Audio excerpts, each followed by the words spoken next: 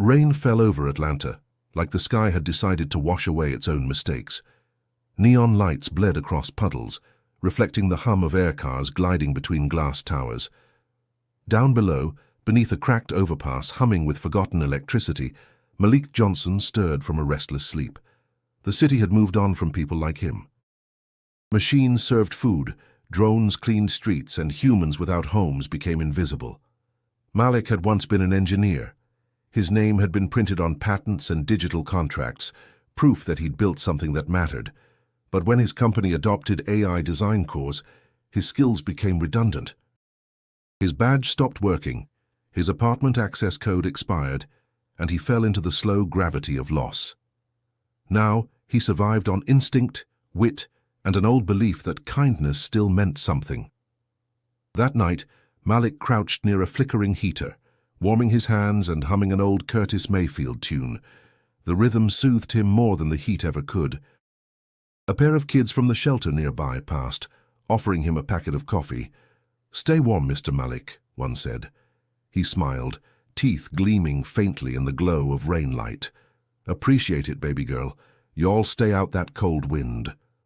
Then, something strange broke the familiar hum of the city. A vehicle, no, something quieter than that, slid down from the sky, glimmering like liquid glass. It landed clumsily on the street beside the underpass, half invisible, half there, its form shifting like water resisting definition. Malik froze. From inside the distortion, a figure stumbled out, tall, lean, and shimmering as if made of reflections. The being looked lost, its head tilting like it was trying to hear through the rain. Malik's pulse raced, but curiosity anchored him. "Hey," he said cautiously, "you lost or something?" The alien, though Malik didn't dare use that word out loud, turned. Its voice was melodic yet unsure. "Coordinate paths, missing. Earth routes, fragmented. Seeking hub called 5 Points." Malik blinked. "You mean the MARTA station downtown?" The being tilted its head again. "Yes, that."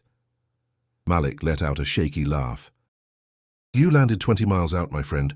You'll want to head south, follow the highway till the skyline gets too proud to ignore." The alien repeated softly. "South. Yeah. Here." Malik pulled out a damp city map he'd scavenged from a newsstand months ago. "See this line? That's your road. Follow it till you see a mural of a woman with wings. Everybody in Atlanta knows her. 5 Points is just past that." The being studied him with eerie calm. Its skin shimmered faintly like oil catching sunrise. "Why help?" it asked. Malik shrugged, the corners of his mouth turning up. "Ain't no reason not to. You lost? I got directions. World don't have to be so cold all the time." The alien's voice softened. "Human to Malik Johnson," it repeated carefully, reading his name from the patch on his old jacket.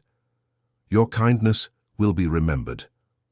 Before Malik could respond, the being stepped backward into the shimmering air, vanishing as smoothly as a ripple fading from water.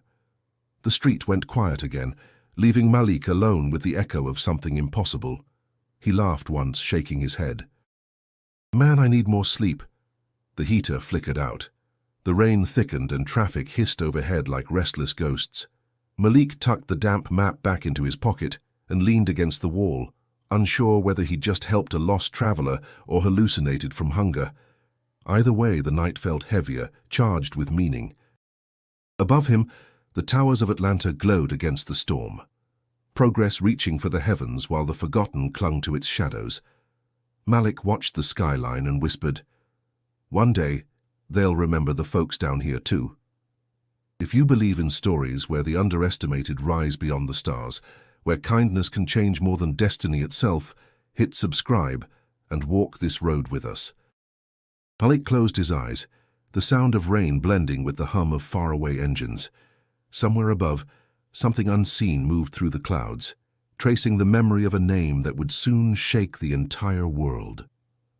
Morning came pale and gray over Atlanta, the kind of light that made the metal towers look softer than they were. Malik sat on the curb outside the shelter, sipping weak coffee from a paper cup. The rain had stopped, leaving puddles that caught the reflection of billboards promising better lives through technology he could never afford. He tried to laugh at the irony, how the city could sell hope like a product, yet never offer it for free. For most people, yesterday had been just another night. For Malik, it clung to him like fog. He couldn't shake the image of that being shimmering under the bridge, its voice like a song half-remembered. Maybe it was a dream, he told himself. Maybe exhaustion had turned the night strange. But as he rubbed his eyes, a faint shimmer appeared in the alley across the street. Malik blinked hard. There it was again, a pulse of light bending the air like heat over asphalt. Then the shape formed, hesitant and flickering, and out stepped the alien once more. It looked different in daylight, less fluid, more defined, like light trapped in the outline of a man. Its eyes shifted colors, tracing the surroundings with quiet awe. Malik's heart raced. He glanced around, but no one else seemed to notice. The few pedestrians passed by, glued to their devices, blind to wonder. "Back again?" Malik whispered, standing slowly. The alien tilted its head. "Your directions worked. The place you called 5 Points, found." "You made it there?" Malik asked, half grinning despite the shock. "Yes," the alien replied, voice clearer this time. "But your map, it was not of metal or data. You used paper, ink, hands." Malik chuckled softly. "Old habits.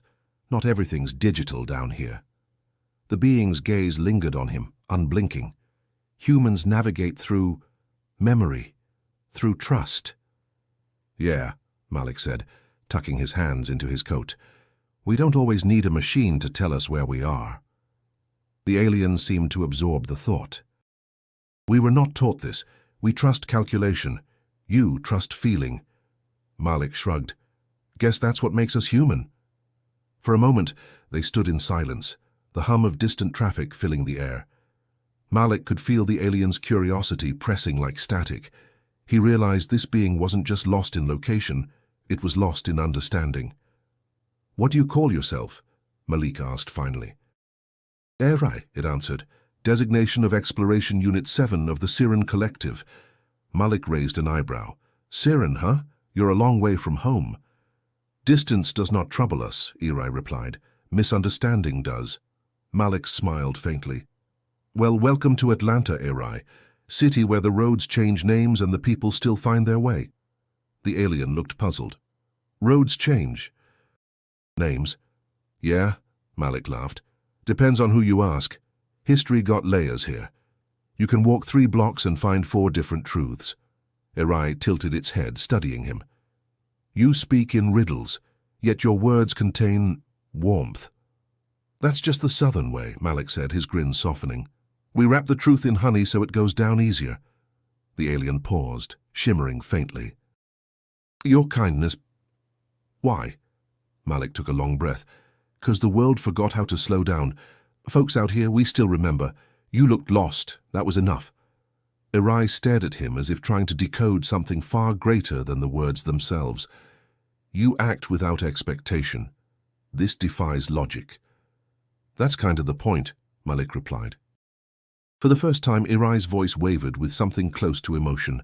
"I recorded this interaction. It may help others understand your species." Malik frowned slightly. "You're recording me?" "Only your essence," Erai said. "Your pattern of compassion. It may teach my kind what data cannot." Malik exhaled, unsure whether to feel honored or unsettled. "Well, long as you tell them we're not all bad." Erai gave a sound that almost resembled a chuckle, strange, melodic, like metal wind. "Noted." Then, without warning, the light around Erai shimmered brighter. "Your world, heavy in noise. I must leave." "Wait," Malik said, stepping forward. "Will I see you again?" The alien's outline wavered. "You will see." "What follows your name?" Before Malik could ask what that meant, the being dissolved into the air, leaving only a faint pulse of warmth behind. He stood alone again, the hum of the city swallowing the silence. The coffee in his hand had gone cold. He took one last sip and muttered to himself, "Guess kindness really does travel fast." What Malik didn't know, what no one on Earth yet could, was that the directions he'd given weren't the only thing Erai had taken home. 3 days passed, and Atlanta moved like nothing extraordinary had brushed its skyline. The rain returned, light but steady, tapping out a rhythm Malik had come to know as the city's tired heartbeat. He sat on the curb near the corner of Auburn Avenue, steam rising from the storm drains, his jacket heavier from the damp. People rushed past him, faces hidden behind smart lenses, minds buried in feeds, but no one saw him. To them, he was just part of the background noise. He had almost convinced himself that the encounter with Eri had been a dream. Maybe he'd been too hungry, too cold, too lonely, and his mind had built something beautiful to keep him company. He replayed the alien's words anyway, especially the last one. "You will see what follows your name." It haunted him like a tune he couldn't stop humming. That morning, Malik wandered to the community shelter run by Tasha Green, a woman with sharp eyes and a voice that could command both chaos and compassion. She'd known Malik for months, always pushing him to come in from the streets. Inside the center, the smell of fresh cornbread mingled with disinfectant and laughter. Volunteers served breakfast, while a group of teens painted murals on cracked walls. Tasha spotted him at the door. "Malik, you better get in here before that rain turns you into a puddle," he grinned. "Ain't no rain ever drowned me yet." "You say that now," she shot back, handing him a tray. "Eat. You look like a ghost made of bones." He took the food gratefully. "You ever feel like something's watching this city? Like the air got eyes?" Tasha raised an eyebrow. "You mean the surveillance drones?" "Nah," he said quietly. "Something else. Bigger." Tasha studied him for a moment, softening. "You been dreaming again, Malik?" He laughed. "Maybe. Ain't nothing wrong with dreams, though. Keeps a man's heart alive." "Long as the dreams don't swallow the man," she replied, walking off to check on the kitchen. After breakfast, Malik stepped outside again. The clouds hung low, thick with that southern humidity that felt like memory pressing on the skin. He wandered the streets, his old shoes splashing through puddles, nodding to familiar faces. He passed Deshawn, a city bus driver who often slipped him leftover sandwiches from his route. The man leaned against his bus, scrolling through his wrist device. "Morning, Malik. You get that storm roof fixed?" Malik chuckled. "Still leaking. City's got bigger problems than my little patch of sky." Deshawn shook his head. "Man, if they cared about the folks down here, half the streets wouldn't look like they've been through war." "Truth," Malik said, glancing toward the skyline. "Funny how the city looks so perfect from up high, but down here, still the same fight." Deshawn handed him a wrapped sandwich. "Eat that before the pigeons start protesting." Malik smiled. "Were you a good man, D?" "Just trying to keep the balance," Deshawn replied, stepping onto his bus as the door hissed shut. Malik walked for hours, letting the city's pulse guide him. He ended up back beneath the same overpass where he'd first met Eri. The heater was gone now, scavenged or stolen, but his markings on the wall remained, a makeshift map of Atlanta drawn in chalk and memory. He stared at it for a long time, tracing the lines with his finger. The rain made colors bleed, turning his map into something alive. "I told you the way," he whispered to no one, "but I can't even find mine." A flash of light rippled through the clouds above. Malik looked up, expecting thunder, but the sound never came, just silence thick and strange. Then it was gone. He rubbed his arms, shivering. Maybe it was lightning, maybe not. The city lights flickered briefly, just once before stabilizing. No one around him seemed to notice. As night settled again, he returned to the shelter. Inside, Tasha was closing up, and Deshawn had stopped by for coffee. The three of them talked quietly about small things, busted circuits in the city grid, rumors of another storm coming, the Falcons' losing streak. But Malik's mind drifted. The alien's voice echoed again, soft but persistent. "You will see what follows your name." He didn't know why those words refused to fade, but deep down something told him the streets were holding their breath. Something was coming, and the world just hadn't realized it yet. Atlanta woke to confusion. The first reports came from cab drivers and delivery drones, navigation systems refusing to obey. Malik didn't know any of this when he woke on the shelter cot, hearing the murmurs rise like an approaching storm. Voices tangled in disbelief and laughter, the kind of sound that only happens when the world makes no sense. Tasha burst into the room, eyes wide. "Malik, you seen the news?" He rubbed his eyes, sitting up slowly. "Tasha, it's too early for drama." "I'm serious," she said, tossing her wristband toward him. The small hollow display flickered on, showing a live broadcast from the local station. The headline rolled across the screen. "Global signage failure. Every road name altered overnight." Malik frowned. "Altered how?" Tasha's voice shook between awe and fear. "Every single sign, every GPS route, every digital map. They all say your name." He blinked. "What?" She turned the display. The reporter's voice trembled. Authorities confirmed that all road designations worldwide have been replaced with variations of the same phrase, Malik Johnson Way. Physical signs, satellite data, and global positioning software display identical alterations, regardless of language. Malik stared in silence. The screen showed live footage from Times Square, massive billboards glowing with his name. London streets, Lagos highways, even rural dirt roads in South America. Every sign carried it. Malik Johnson Way. Tasha whispered, "What did you do?" Nothing," he stammered. "I didn't do nothing, Tasha. I don't even own a phone. You think I could hack the world?" People began crowding outside the shelter, holding up their devices, streaming, laughing, shouting. Someone yelled, "Hey, Malik!" "You famous now." Another added, "Yo, this some alien prank or something?" The sound swelled into chaos. Reporters filled the streets. Drones hovered overhead. Malik's stomach twisted, the air thick with disbelief and fear. He stumbled out the door, shielding his eyes from the flashing lenses. His name glowed from the nearest street corner, Malik Johnson Way, printed in bold across the metal. He touched the sign, half expecting it to fade like a dream. It was cold, real, solid. Tasha grabbed his arm. "Come back inside. They're looking for you."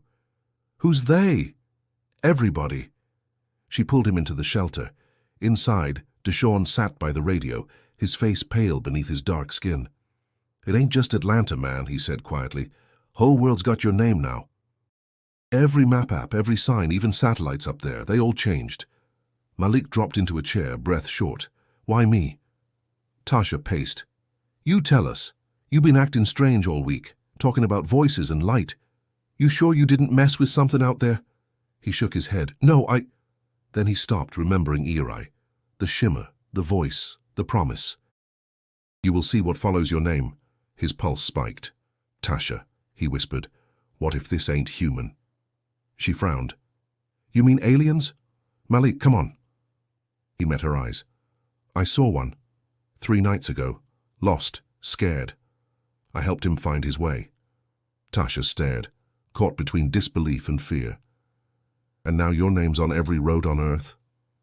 "Yeah," he said quietly. "Looks that way." Deshawn leaned forward, voice low. "You think this thing's a message?" Malik nodded slowly. "Or a mistake?" Outside, the noise grew louder, crowds chanting, cameras flashing. Some people cheered his name like a savior's, others shouted that it was witchcraft, that the end had come. The city felt like it was holding its breath, balanced between awe and panic. Tasha locked the door. "You can't go out there, Malik. They'll tear you apart with questions." He pressed his palms together, staring at the ground. "I never asked for this," Deshawn said softly. "Maybe it don't matter what you asked for. Maybe the world just finally noticed you." Malik looked up, the light flickering across his tired eyes. "Then I hope they see more than my name." Outside, a digital billboard flickered above the shelter. The words pulsed brighter, bolder. Malik Johnson Way. For the first time, the city whispered his name not in pity, but in awe. The world erupted. News networks spun in chaos, their anchors struggling to sound calm as satellites broadcast one impossible truth. Every road on Earth still bore the same name, Malik Johnson Way. No power surge explained it, no hacker claimed responsibility, and no government could stop it.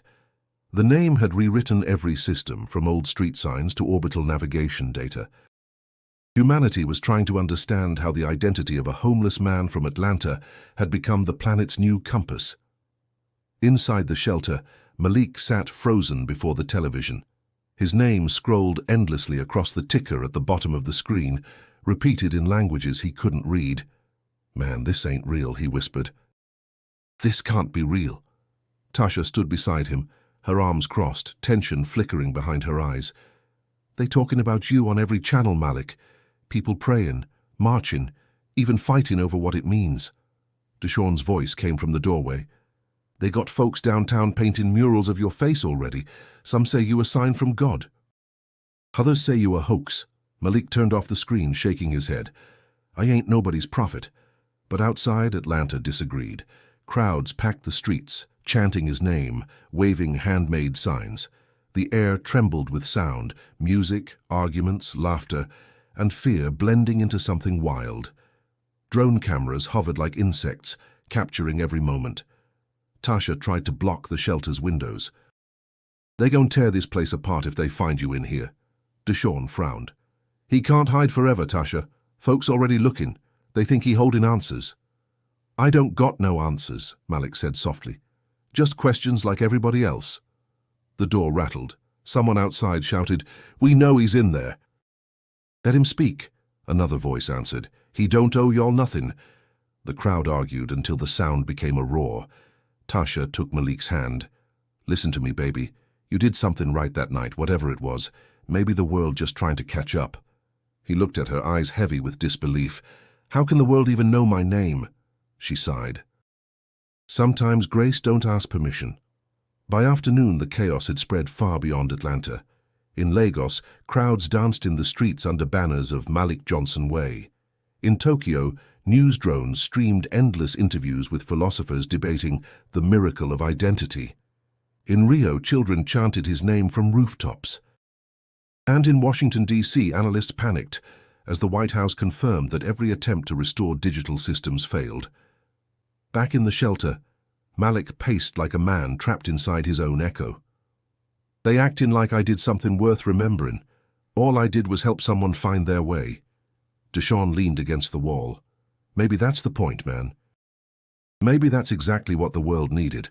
Somebody reminding them what it means to help for nothing." Malik looked up, startled by the thought. "You think that's what this is about?"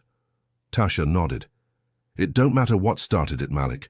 Folks need something pure to believe in right now. Maybe you gave them that." He laughed bitterly. "They don't even know me." "Then maybe it's time they do," she said. The noise outside grew again, music now, gospel beats rising through the air like thunder. A local preacher's voice boomed from the speakers. "Brothers and sisters, the Lord works through the humble. He lifts the forgotten to remind us all of grace." Deshawn turned the volume down.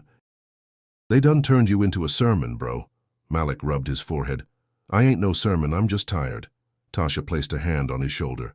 "Then rest. Tomorrow's gonna be louder than today." He looked through the window. The crowd glowed under streetlights, holding signs painted with his name. Some wept, some sang, some just stood there, waiting for a miracle to speak. A single thought crossed his mind, quiet and trembling. If kindness could echo this far, maybe humanity still had a chance. But deep inside, another feeling grew, a weight, a sense that this gift might not be a blessing at all. By dawn, the world had turned Malik Johnson into a headline, a symbol, a mystery. News anchors repeated his name like a mantra, their voices steady, but their eyes restless. Governments called emergency meetings. The United Nations issued statements about unexplained planetary phenomena, but what none of them said aloud was what everyone already feared. The change wasn't human. In Atlanta, the shelter's phone rang non-stop. Malik sat on the edge of his cot, staring at the flickering light above. Tasha stood near the door, fielding calls from journalists, scientists, and even church leaders who wanted to speak with him. "Malik," she said quietly, "they want you to go to Washington. They say it's important." He didn't answer at first. His eyes followed a drop of water sliding down the window pane, tracing its way through the dust. "What they want with me?" "I ain't nobody's ambassador." "They don't see it that way," she said. "They think whatever happened to those signs, started with you.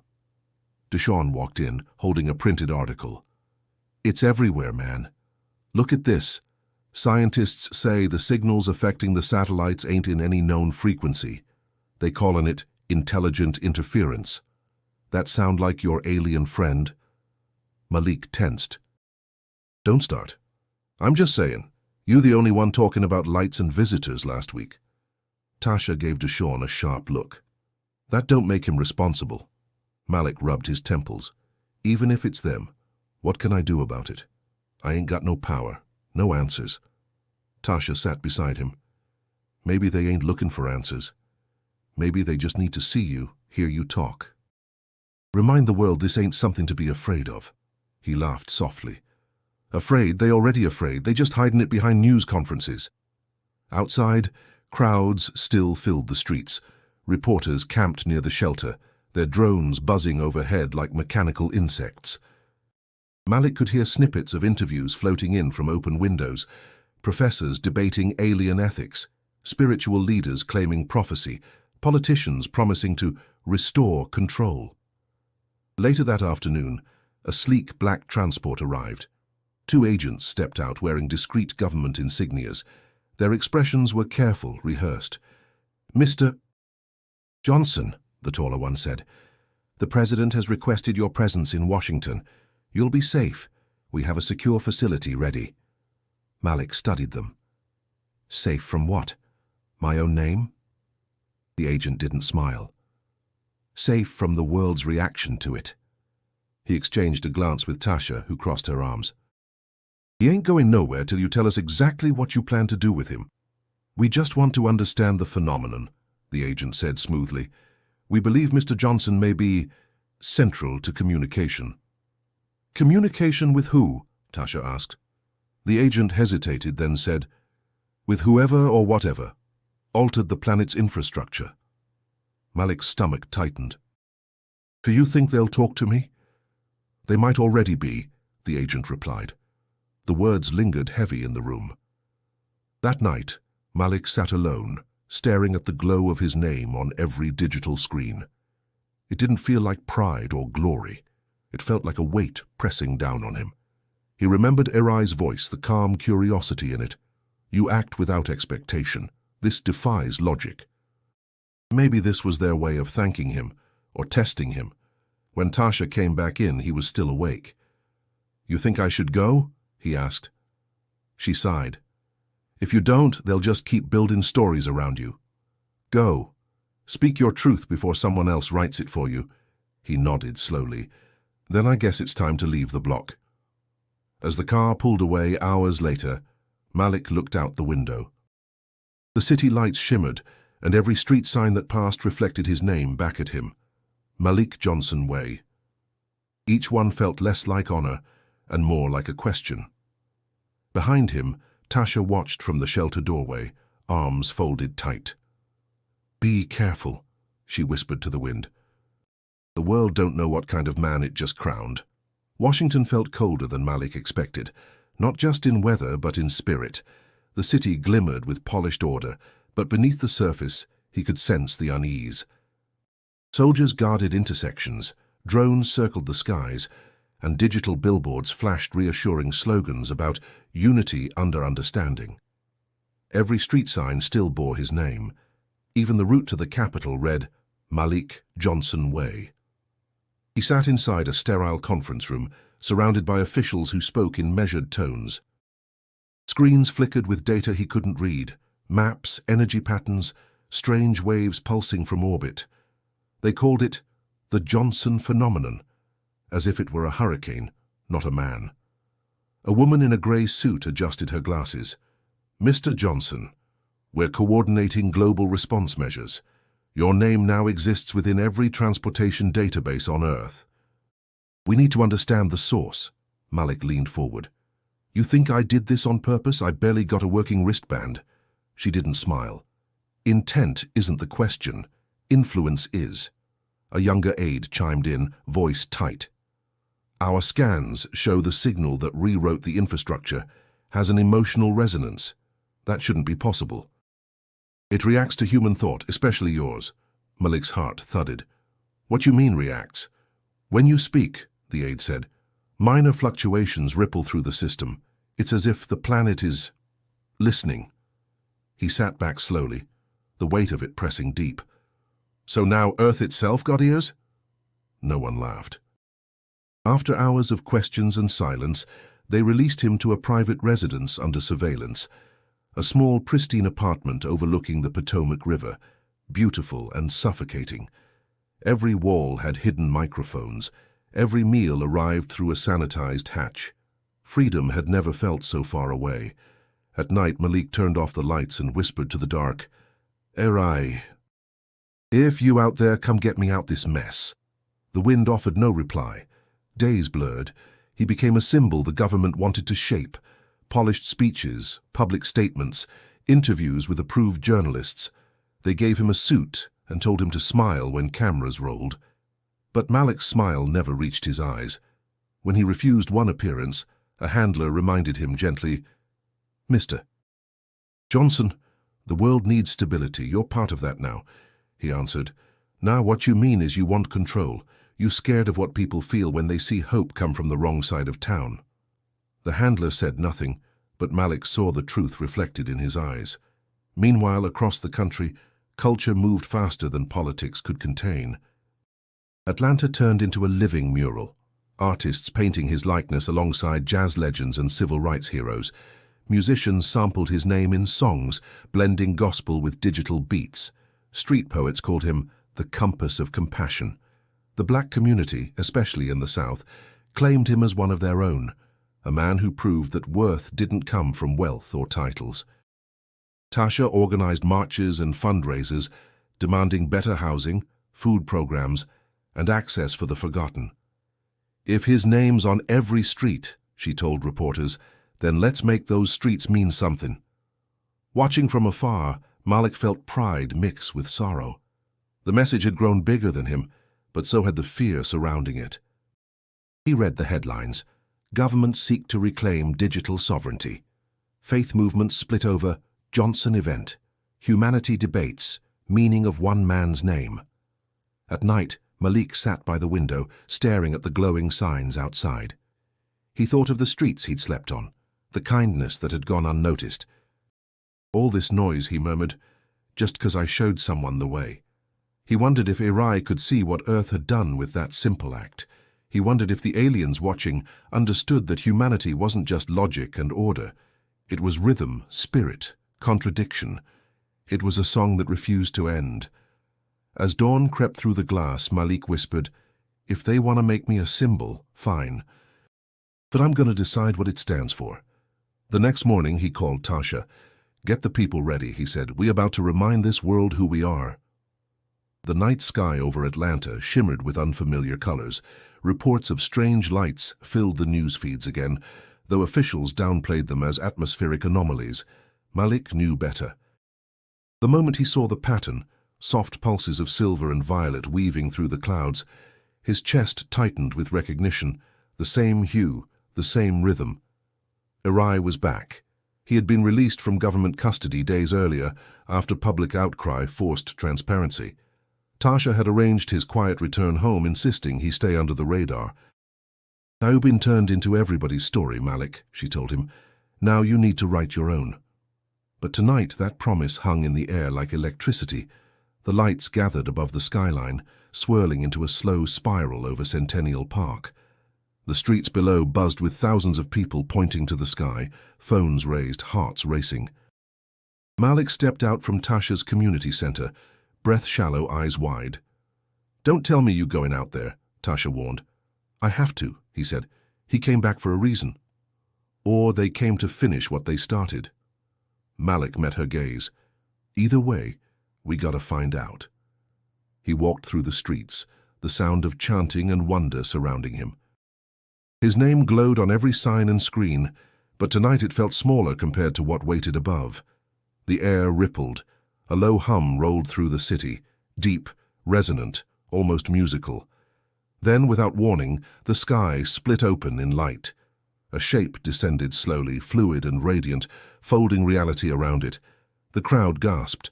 Malik's pulse thundered in his ears. The being materialized at ground level, standing taller than before, its outline now sharper, more human-shaped, yet still alien in every way. "Erai," Malik whispered. The being's voice echoed inside his chest rather than his ears. "Malik Johnson, your name has reshaped this world." "Yeah," Malik said, half in awe, half bitter. "That's what everybody keep telling me." Erai tilted its head. "Our network observed. Your active direction altered the algorithms of perception across 72 worlds. Compassion, unpredictable variable." Malik frowned. "You talking in riddles again? What's that mean, altered perception?" "You revealed flaw in our understanding," Erai replied. "Your species was categorized as primitive, ruled by chaos, emotion, contradiction. But you guided without reason, without demand. That act spread." "Spread?" Malik asked. "Recorded, replicated, broadcast among the Siren collective as demonstration of non-computational empathy." Malik let out a low whistle. "So, y'all told the universe I'm some kinda saint?" Erai paused. "We informed them that humans contain unquantifiable moral data. Some interpret this as strength.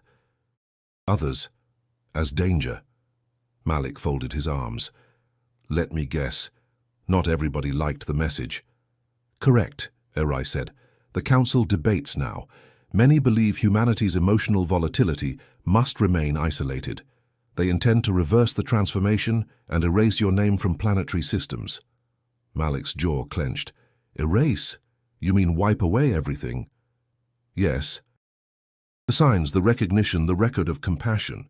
He stared at the being. "All because I helped you find your way. Because your gesture challenged the foundation of order," Erai said. "We are built to calculate. You reminded us that truth may exist beyond logic."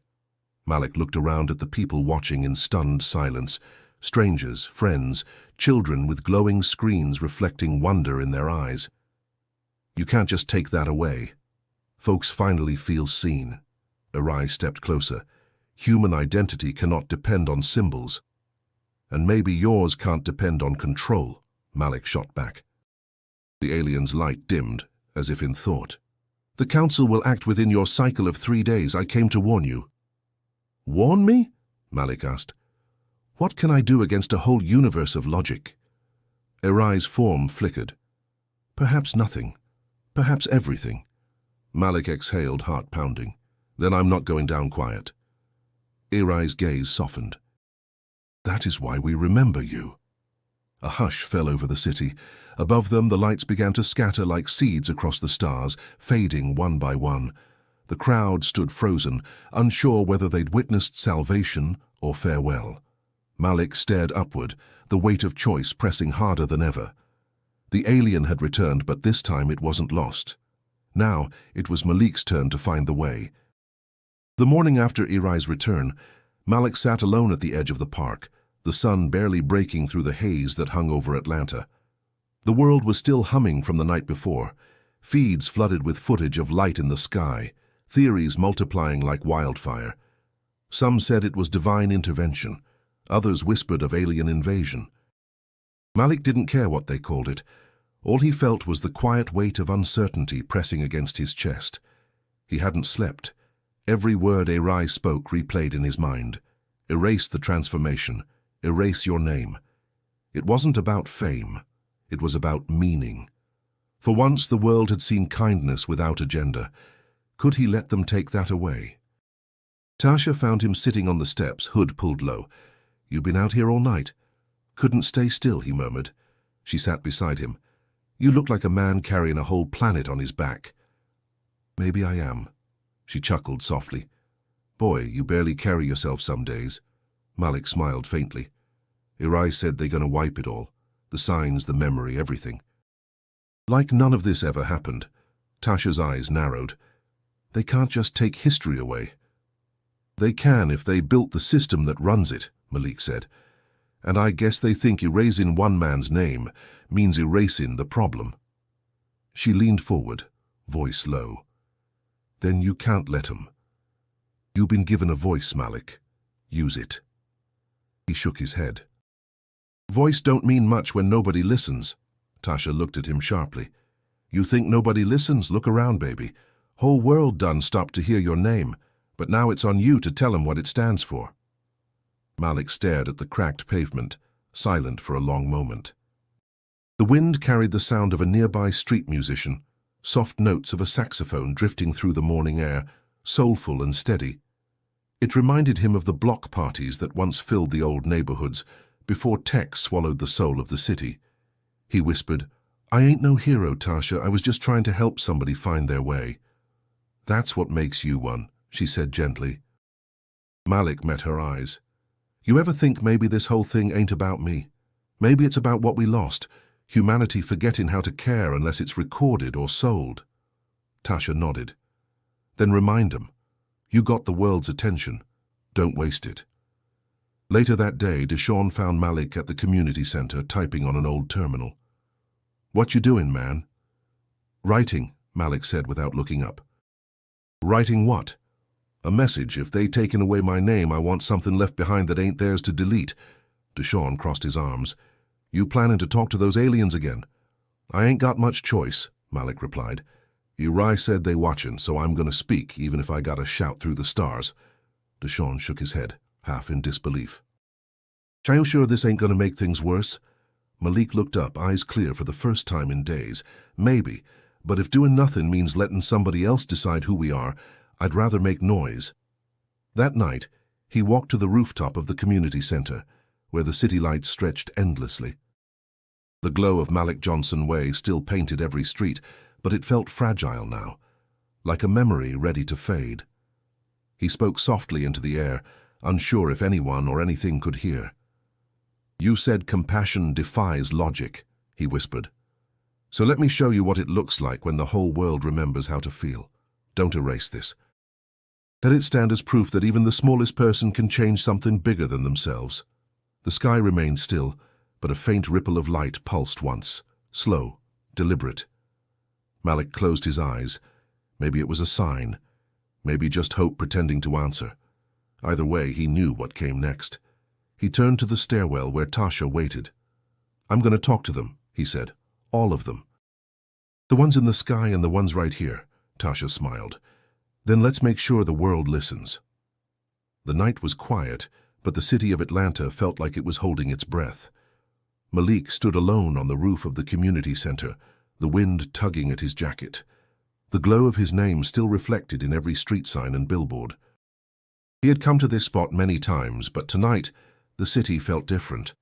The weight of the world pressed down on him, not just in the crowds below, but in the silence above, where the stars should have been. He didn't know if anyone or anything was listening, but the words had to come out. There was no more hiding, no more wondering. What had started with one simple act of kindness had grown into something that would change humanity forever. The weight of that truth was heavy, but it was his truth now, and he was going to speak it. He opened his mouth, his voice barely more than a whisper at first. "You think you know us, you think you understand what drives us, what makes us, us. But you don't." "Not really." Malik paused, taking a breath as the words seemed to swell inside him. He looked up, not sure if the aliens were listening or if the universe itself had paused to hear him. "You said compassion was unpredictable, that it defied logic. But the truth is, it's always been here, it's always been part of us, you just didn't see it." He felt the tension in his chest loosen as he continued. "I didn't do this for you or for anyone else. I didn't give directions to a lost traveler because I thought it would change the world. I did it because that's what people do. We help, we care, and sometimes that's all it takes to shift everything." Malik's words echoed out, his breath fogging in the cool night air. He could feel the presence of something out there, something watching. Maybe it was Eri, maybe it was the universe itself, but he didn't care who heard him, he just needed to speak. "I'm just a man who used to be invisible, who used to be nothing in the eyes of the world. But now I'm a name that stretches across continents. That's not me. That's what happens when people start seeing each other. That's what happens when kindness travels farther than we ever thought it could." Malik closed his eyes, feeling the weight of his words settle in. "So here's my message, not just to you, but to the world. Don't take this away. Don't erase the one thing that still connects us all, the one thing that proves we can be more than just machines and systems. We can be kind. We can be human. A low hum filled the air like a soft vibration in the distance, but it didn't stop him. He stood taller now, the words flowing more freely, as if the city itself was holding its breath with him. "I'm not the answer," he said firmly. "But maybe we are. Maybe the message was never about me or my name. Maybe it was about what we can be. We're more than our mistakes, more than the systems that hold us down. We're capable of love, of empathy, of hope, and that's not something you can delete." The hum grew stronger, but Malik didn't flinch. He kept his eyes closed, feeling something greater than himself fill the space around him. It wasn't an answer, not yet, but it was a promise. When the world looks up at the stars and sees only questions, I want them to remember this. The answer isn't in the tech, it's in the heart. It's in the people who choose to walk through the dark and help others find the light. Malik took a deep breath, letting the weight of his words settle. He didn't know if anyone had heard him, but he didn't care. For the first time in a long while, he felt like his voice mattered. He wasn't just a man anymore. He was part of something much bigger than himself. As he turned to leave, the hum in the air faded, leaving behind a strange stillness. The lights in the sky dimmed, as if the universe itself was contemplating his words. He didn't know what would come next. But one thing was clear. This was just the beginning. The world had no idea how to process what Malik had done. The broadcasts from that night, the soft, steady hum in the air, the message spoken directly to the stars, spread like wildfire, and the reactions were as divided as they were rapid. The media outlets, who had once shown Malik as nothing more than a curious footnote in an alien encounter, now had no choice but to reckon with the implications of what he had said. He wasn't just a symbol anymore, he was a catalyst for something greater. The headlines poured in. Humanity's new voice, Malik Johnson speaks to the stars. Is compassion humanity's greatest weapon? Who are we now? But what followed wasn't just the flood of praise or outrage that might come from a political speech. It was something deeper. People were talking in the streets, in coffee shops, on trains. Young artists in Detroit painted murals of Malik's face alongside images of Dr. King and Maya Angelou. Street vendors in Lagos started selling shirts with his name on them. The name Malik Johnson Way became more than a road. It became a rallying cry. But in boardrooms and government offices, the reaction was more complicated. The world leaders convened emergency sessions, debating whether the alien presence that had given Malik's words such power was a threat or an opportunity. They had never wanted this level of exposure for humanity, this sudden, overwhelming spotlight. They didn't know how to control it. Inside a glass-walled office in Geneva, a tense meeting unfolded.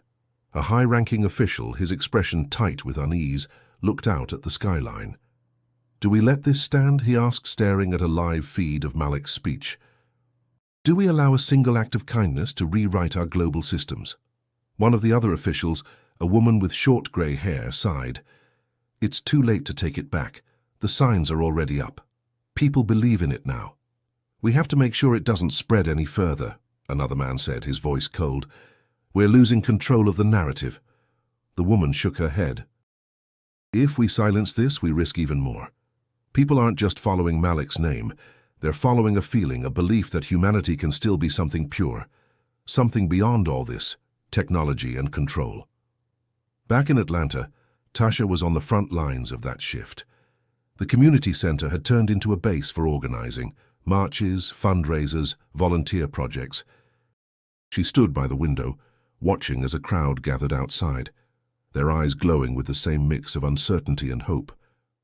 "Malik," she said softly, "it's like they're all waiting for something bigger than themselves."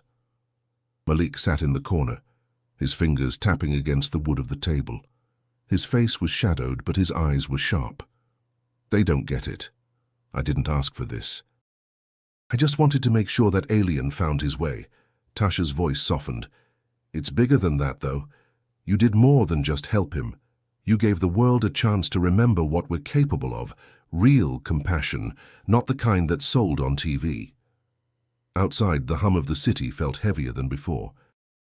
The digital billboards had been updated again, and now every corner bore the message, Malik Johnson Way. There was no escaping it. Malik couldn't even walk down the street without hearing his name spoken by strangers. Some looked at him like a hero, others like a man they needed to question. Deshawn, who had become Malik's closest ally, slid into the room, the sound of his boots cutting through the silence. "They talking about you everywhere, man, from the subway to the White House." Malik lifted his gaze slowly. "Don't they get it? I didn't do this to be famous, I just did what anyone would have done." Deshawn sat across from him. "But that's the point, right? What you did, that's what people don't get enough of. It's not about fame or being special. It's about humanity seeing each other. Maybe that's why they're calling you the People's Prophet." Malik scoffed. "Prophet? Man, I'm just a guy who gave directions." Tasha joined them, placing a hand on Malik's shoulder. "No, Malik, you gave the world a direction. And now it's up to you what we do with it." Malik exhaled deeply, his eyes drifting to the window where the city seemed to be holding its breath, waiting for his next move. He had no idea what came next, but one thing was clear. The world had changed. It wasn't just about roads or signs anymore, it was about people finding their way again. And Malik, for the first time in a long while, felt like he was standing at the center of something real. Malik sat in the quiet of the community center, the weight of the world still pressing against his chest. He could hear the hum of the streets outside, people murmuring, singing, marching, living with the name Malik Johnson on their lips. The signs, the billboards, the digital maps. They had become symbols of something far beyond his understanding. It felt like a dream he couldn't wake up from, one that had changed not just his life, but the course of human history. Tasha entered the room, her face serious but calm. "You all right?" Malik didn't answer at first. Instead, he stared at the street corner outside, where his name glowed on a sign. He had seen it countless times, but today it felt like a reminder of how little control he actually had. "I'm not sure," he finally said. It's all too much." Tasha sat beside him, placing a hand on his arm. "You did what was right, Malik. Now, the world's just catching up." "I didn't do it for any of this. I didn't ask for a spotlight." Malik's voice wavered. "I just showed someone the way. I just helped, and now it's like everything's changing." Tasha gave him a reassuring smile. "That's what happens when the world forgets how to see each other. Sometimes it takes one person to remind them." They sat in silence for a moment, the hum of the city in the background. Malik had been trying to process everything, the crowds, the media, the growing expectation that he would now be some kind of symbol. The weight of it all felt like it was getting heavier by the day. "I'm just a guy from the block," Malik said quietly. "What do they expect me to do?" Tasha's eyes softened. "You already did it. You made 'em see." The door opened, and Deshawn stepped in, holding something in his hand, something that glowed faintly in the dim light of the room. Malik looked up, confused. "What's that?" Deshawn placed the object on the table between them. It was a small metallic sphere glowing with an eerie light. "Found this," he said, his voice hushed. "Came from outside the center. Somebody dropped it off, right under the sign, like it was waiting for you." Malik's heart skipped a beat as he reached for the sphere. It felt warm, almost alive, as if it were pulsing with energy. He turned it over in his hands, not knowing what to make of it. "This yours?" Malik asked, looking up at Deshawn. "I don't know," Deshawn replied. "But I think it came for you. You ever seen anything like this before?" Malik shook his head, his grip tightening on the sphere. He glanced at Tasha, who raised an eyebrow. "That don't look like something from around here." He turned the sphere over once more and froze. Etched into its surface were symbols that didn't look human. They were intricate, geometric, and familiar in a way that made his skin crawl with recognition. These weren't just alien symbols. These were coordinates. They felt like a message. Before he could speak, the room seemed to pulse with energy, and a soft voice, deep, resonant, familiar, spoke directly into his mind. Malik Johnson. Malik's breath caught in his throat as he looked around the room, trying to make sense of what was happening. What is this?" The voice continued, calm and purposeful. We are the Siren Collective. You have shown us a truth we did not understand. We offer this gift in exchange for your guidance." Tasha stepped back, eyes wide with disbelief. That's Irai." Malik nodded slowly, his heart racing. The alien had spoken to him once before, but now it was different. This wasn't just an encounter. This was a message, a gift. "Guidance for what?" Malik asked aloud, his voice barely more than a whisper.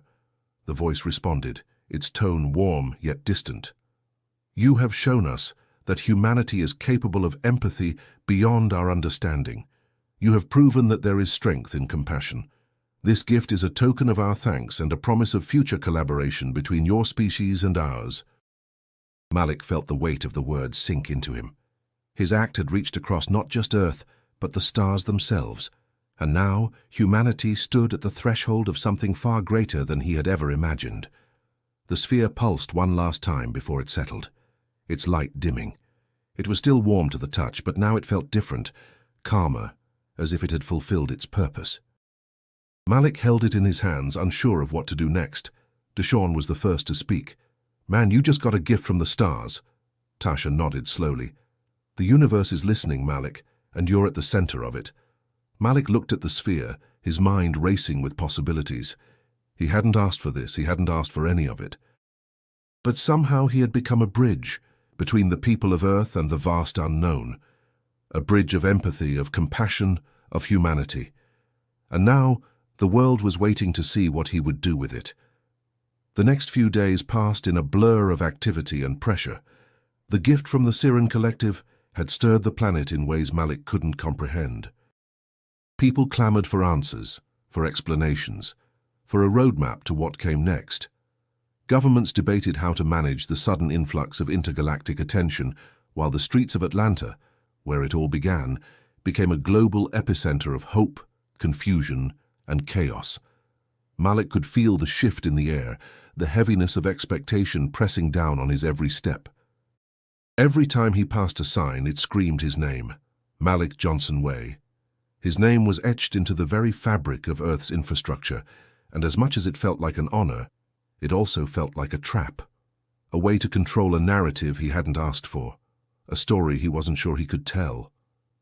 The Siren Collective's gift, the metallic sphere, was now a part of his life, though its purpose remained a mystery.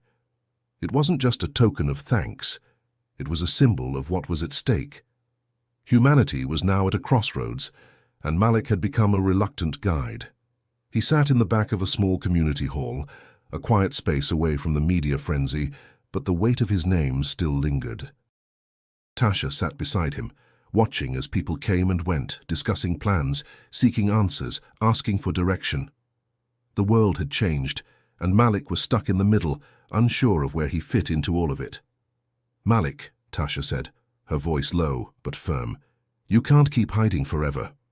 This is your chance to make them see what you've been talking about, this whole mess with your name. It's bigger than you, you're not just some symbol, you're a leader now." Malik rubbed his eyes. "I never wanted to be a leader. I just wanted to make sure a guy got where he was going." "I know, but you've got the world's attention now. You've got to use it to make them understand that kindness, empathy, that's what really matters. You've shown them something they've forgotten." "I don't know how to be what they want me to be, Tasha." She leaned forward, her hands resting on the table. "You don't have to be anything. You're already you. The world just needs to remember that." Malik sat back, looking out the window. The glow of the street signs in the distance flickered as another news report blared from the television. "The president's calling a summit," he said. "They want me there." Tasha raised an eyebrow. "What for?" "To talk about the future," Malik replied. "To figure out what the world does with this, with me." "You gotta go." "I'm not sure I can say the right things, Tasha. I don't even know what the right things are anymore." Tasha stood up, her voice unwavering. "You're not alone in this. The world's not asking for perfection, they're asking for honesty. And maybe, just maybe, that's what we need." Malik nodded slowly. The pressure was real, but so was the opportunity. The question of whether he was the right person for this, the one to carry humanity's message of compassion, of true connection, lingered in his mind. But one thing was clear. The world was waiting for someone to lead them out of the chaos. Maybe it wasn't about knowing all the answers. Maybe it was about knowing the right questions. The summit was held a week later in a high-tech conference room in Washington, D.C. The world's leaders sat around a table, nervous and impatient. Malik stood at the front of the room, unsure of what to say, his hands trembling ever so slightly. The room fell silent as the camera lights flashed, as the world tuned in to hear what Malik Johnson had to say about the future of humanity. "Malik," the president said, "you've become a symbol of hope. The world is looking to you for answers. What do we do now?" Malik cleared his throat, feeling the weight of every gaze on him. He had no speech, no carefully crafted message, just the truth. "We don't need answers," Malik began slowly. "What we need is to remember what makes us human. We need to stop asking for perfect solutions and start asking for compassion, for connection. We've been divided, isolated by technology, by our own desires, but we've also been given a chance to remember what it's like to care, to listen, to help." The room was still, the weight of his words sinking in. For the first time in a long time, Malik felt the power of his voice, not because of the name on every street sign, but because of the truth he was speaking. "Malik," the president said again, his voice softer now, "you speak of connection, but how do we build that? How do we fix what's been broken?" Malik looked out at the world's leaders, his heart steady for the first time in days. "We start by walking the roads that haven't been paved yet," he said. "We listen, we build trust, and most importantly, we remember that we're all in this together. That's how we move forward." The room was silent for a long moment, but it wasn't uncomfortable. It was the quiet before change, before something new began to take shape. Malik wasn't sure where the journey would lead. He didn't have all the answers. But he knew this. The world had already taken the first step, and so had he. Months had passed since the summit, and things had begun to settle. The world, though still uncertain, had started to move forward, finding its footing in a new era. Malik could feel the weight of it all in his bones, but there was also a strange sense of peace that had settled within him. People still called him a hero. Some saw him as a leader, others as a figurehead. But for the first time in his life, Malik felt like he was more than just a name on a street sign. He was part of a larger story, one that was still being written. Atlanta had become a place of pilgrimage, with visitors from around the world coming to see the city where it all began. The murals that had sprung up depicting Malik alongside great black leaders now covered entire buildings. The streets had been transformed into a kind of living museum, honoring both the past and the future. People came to honor what had been built and to look ahead at what could still be achieved. Malik walked through the streets in the early evening, the glow of the streetlights mixing with the fading light of the setting sun. The air was warm, but the coolness of the coming night was beginning to settle in. He could hear music in the distance, the sound of a saxophone playing softly under the breeze. It was the kind of music that reminded him of his childhood, old jazz, the rhythms of his community, music that had survived through the years, through the struggles, through the hard times. It was part of the soul of this place, and now it felt like part of his too. He had become a regular in the community again, though not in the way he once had. He wasn't just the homeless man on the corner anymore. He was the man who had shown the world the power of compassion. He had been invited to speak at events, to be a part of panels and discussions, but he was careful about what he said. He never let the world forget that he was just a man who had once been invisible. He didn't want to become a symbol for something that wasn't truly him. As he walked through the streets, Malik passed by a group of young kids playing basketball. They stopped and looked up as he walked past. One of them, a boy no older than 12, waved. "Hey Malik, we all know you. You're the guy who showed everyone that kindness can change everything." Malik smiled, a deep sense of warmth flooding his chest. He waved back. "It wasn't just me, kid. It's all of us." The boy beamed, and the others around him nodded in agreement. Malik kept walking, his heart a little lighter than before. He turned a corner and looked up at the skyline. The city had changed, yes, but so had he. He had grown from the shadows of the past, out of the cold and forgotten corners of the world, into someone who had made the world stop and listen. Not because of fame or fortune, but because he had reminded people of what it meant to be human, to care, to help, to reach out when the world was too focused on itself. As he reached the community center, Malik stopped at the entrance and looked up at the bright sky. There above the city was a star, brighter than all the others. It flickered like it was alive, pulsing in a steady rhythm. He knew without a doubt that it was no coincidence. It was a sign, a reminder that what had started in this very city wasn't over. The journey wasn't finished. Maybe the stars were always waiting for us to notice, Malik whispered to himself. Maybe we were always meant to find our way. Just as he said it, the star flickered one last time, then dimmed slightly, as if acknowledging him. It was a moment of quiet recognition, like the universe itself was speaking back to him. Malik stood there, letting the night settle around him, knowing that whatever came next, he would face it with the same humility and compassion that had brought him here. It wasn't just his name anymore.